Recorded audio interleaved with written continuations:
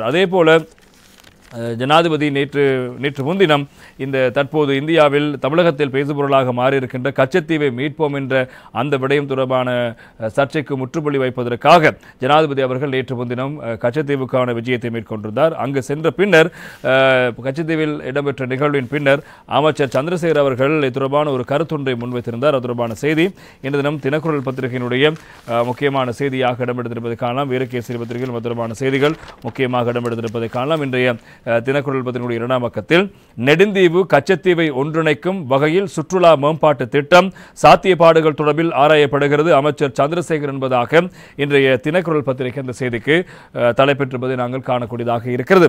நெடுந்தீவு மற்றும் கச்சத்தீவை ஒன்றிணைக்கும் வகையிலான சுற்றுலா மேம்பாட்டு திட்டத்தின் சாத்தியப்பாடுகள் தொடர்பில் ஆராயப்படுவதாக கடல்துறை அமைச்சர் ராமலிங்கம் சந்திரசேகர் தெரிவித்தார். ஜனாதிபதியோடு இணைந்து நேற்று முன்தினம் திங்கட்கிழமை கச்சத்தீவு கண்காணிப்பு விஜயம் ஒன்றை மேற்கொண்ட பின்னர் ஊடகங்களுக்கு கருத்துக்கள் தெரிவிக்கும் போதே அவர் இந்த விடயங்களை சுட்டிக்காட்டியிருக்கிறார்.